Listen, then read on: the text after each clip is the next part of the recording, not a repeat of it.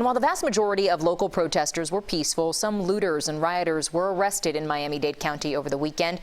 Many business owners already devastated by the coronavirus crisis spent the day cleaning up some damage. CBS 4's Francis Wang is in downtown Miami, where protesters are again gathering. Francis.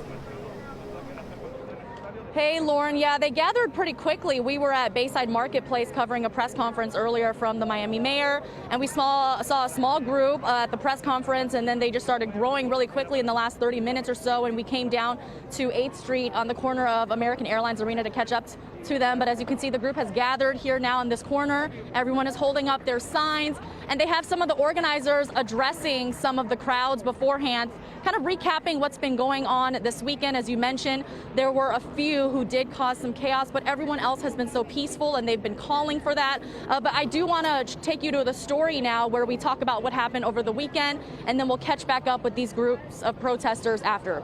Take a listen. A chaotic scene Saturday night. Looters destroyed 5 businesses at the Bayside Marketplace, already hit hard by the coronavirus pandemic. It was tough, but we appreciate the support last night, truly. And we're here to say we're one big family. We're back in action. The following night on Sunday, the marketplace was secured, but looters tried to get inside this CVS across from the American Airlines Arena. I think it was also very telling yesterday when some tried to loot the CVS that's right there on the corner of Biscayne and 8th, and other protesters actually intervened and tried to stop them before our police department was able to get there. And that's something Miami Mayor Francis Suarez, other community leaders, and protesters are emphasizing. There were 3 arrests by the City of Miami police compared to the 57 on Saturday night throughout the county. A lot of the people arrested are not locals, says Mayor Suarez, and they're here to purposely wreak havoc and take away from the fight for justice. Some arrested already appeared in bond court, many found with items like these. 2 kinds of protests. There were an actual protest, which were people that were really upset about the injustice that occurred with George Floyd and the fact that the other 3 officers have not been arrested yet. And then there was a second group of people who came equipped to do damage. Despite the looting and the car set on fire by a small group on the first night of protests on Saturday, Mayor Suarez says the way the weekend ended made him proud of the protesters and proud of his police. There are people that really care about sending the right message, and there are those that don't want that message to be diluted by people who are not trying to do something positive. And I'm incredibly proud of the way Miamians displayed their protest, displayed their anger and their frustration over what happened with George Floyd and what's really been happening in this country for decades.